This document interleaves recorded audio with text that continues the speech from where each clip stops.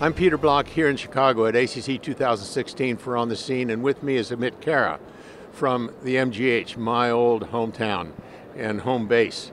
Amit has been doing some work on genetics in hypercholesterolemia, so without further ado, Amit, tell me about your trial. Thank you. So there are about 14 million Americans who have severe hypercholesterolemia. This means having an untreated LDL cholesterol of at least 190 milligrams per deciliter. Now, I think in clinical practice, many of us assume that these individuals might have a monogenic cause, meaning a single mutation in any of at least 3 genes that drives LDL cholesterol up to a large degree. But it turns out actually that the utility of genetic testing in this population remains uncertain. So our study had 2 objectives. The first was related to the diagnostic yield of genetic testing in this population. So in individuals ascertained solely on the basis of having a very high LDL, in what proportion could we identify a familial hypercholesterolemia mutation? And then secondly, does it matter? So for any given LDL cholesterol that you observe, does it matter with respect to your coronary artery disease risk if you do or do not have a mutation? So you looked at outcomes as well?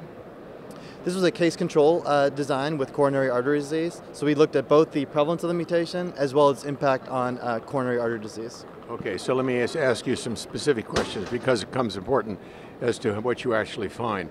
Did you just figure out they had coronary disease by angiography or by CTA, or did you have symptoms and hard endpoints? So there were 7 different coronary artery disease case control studies that we combined as part of a consortium. The vast majority of these had a myocardial infarction. However, 1 or 2 of the studies included people based on an angiographically confirmed coronary artery disease. Okay, short version then, what did you find? So first, with respect to the diagnostic yield, among people with a high LDL, meaning greater than 190, only about 2% had a FH familial hypercholesterolemia mutation. We think that the other causes might be environmental causes, or some might have what we call polygenic hypercholesterolemia, in which they have not one mutation, but a number of mutations, each of which is very common and may increase LDL to a small degree, but cumulatively may increase LDL much more. Okay, so what does it mean clinically? Well, for any given LDL, we observe really for the first time that if you have a mutation, your risk of coronary disease was substantially higher than if you did not.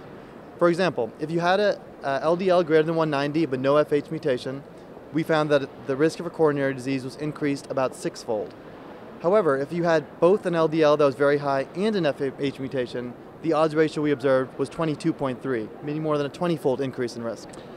Okay, thanks Amit. So genes do in fact count. What a surprise. Thanks very much for being here, Amit.